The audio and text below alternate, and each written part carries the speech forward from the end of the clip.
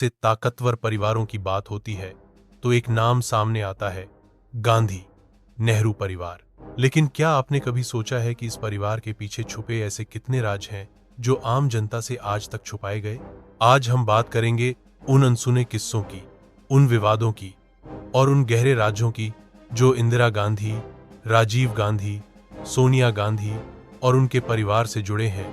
तो तैयार हो जाइए, क्योंकि आज का वीडियो सिर्फ जानकारी नहीं, झटका है। सबसे पहले बात करते हैं इंदिरा गांधी की, भारत की पहली महिला प्रधानमंत्री, एक ऐसी नेता जिसने देश में इमरजेंसी लगाकर लोकतंत्र की बुनियाद को हिलाकर रख दिया था। 1975 में उन्होंने देश में इमरजेंसी लागू की, अखबारों की आजादी छीन ली गई, विपक्षी नेताओं को जेल में डाला गया, जनता की आवाज को कुचल दिया गया। क्या यह लोकतंत्र था या तानाशाही? क्या इंदिरा गांधी सत्ता की भूख में इतना आगे बढ़ गई थीं कि उन्हें जनता की आवाज भी बर्दाश्त नहीं थी? फिर आता है संजय गांधी का नाम, इंदिरा गांधी का छोटा बेटा, जो आधिकारिक रूप से कोई पद नहीं रखता था, लेकिन सत्ता पर उसकी पकड़ थी। जबरन नसबंदी अभियान, झुग्गियों पर बुलडोजर, क्या ये सब संजय गांधी की तानाशाही नहीं थी? फिर राजीव गांधी आए।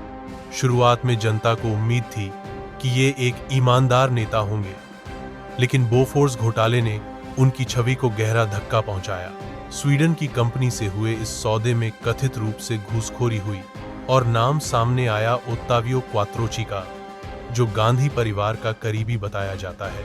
क्या ये सिर्फ संयोग था या इसके पीछे कुछ और था? अब आते हैं सोनिया गांधी पर। इटली से भारत आईं और धीरे धीरे भारतीय राजनीति की सबसे ताकतवर महिला बन गई। लेकिन उनकी नागरिकता को लेकर विवाद खड़े हुए। क्या एक विदेशी महिला को देश की राजनीति पर इतना नियंत्रण देना सही था? क्या कांग्रेस पार्टी सिर्फ एक परिवार की जागीर बनकर रह गई? सोनिया गांधी पर यह भी आरोप लगे कि उन्होंने पीएम बनने से इनकार सिर्फ राजनीतिक चाल के तहत किया। असल में सारी सत्ता उनके हाथ में थी। मनमोहन सिंह सिर्फ नाम के प्रधानमंत्री थे और राहुल गांधी, जिन्हें देश ने कई बार मौका दिया, लेकिन वो हर बार साबित हुए नाकाबिल। भाषणों में गलतियां, संसद में बचकानी बातें और दिशा की कमी। क्या ऐसे नेता को देश का भविष्य माना जा सकता है? गांधी परिवार के नाम पर बनी संस्था राजीव गांधी फाउंडेशन पर विदेशी फंडिंग के आरोप लगे।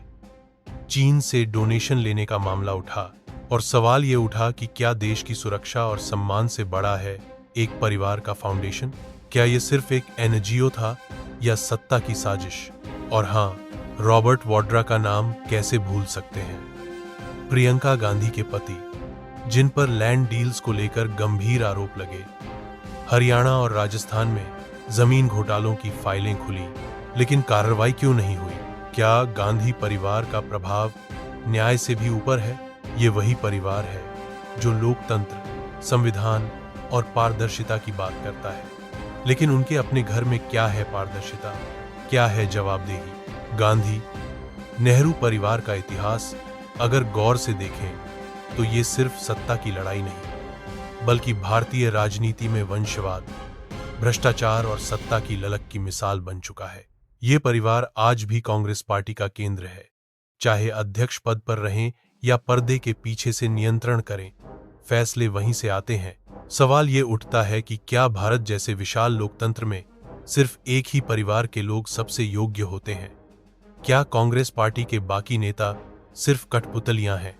और क्या जनता को कभी सच्चाई जानने का हक नहीं? भारत को चाहिए जवाब, नारे नहीं। भारत को चाहिए जवाबदेही, पर्दे के पीछे से नहीं, सामने आकर। और आज इस वीडियो में हमने उठाया है वो पर्दा जो दशकों से आंखों के सामने था, लेकिन किसी ने हटाने की हिम्मत नहीं की। अब फैसला आपके हाथ में है। क्या आप इस सच को आगे बढ़ाएंगे? क्या आप इस वीडियो को शेयर करके बाकी लोगों को भी दिखाएंगे कि असली सच्चाई क्या है? क्योंकि ये सिर्फ इतिहास नहीं, ये चेतावनी है कि अगर हम जागे नहीं तो लोकतंत्र सिर्फ नाम का रह जाएगा।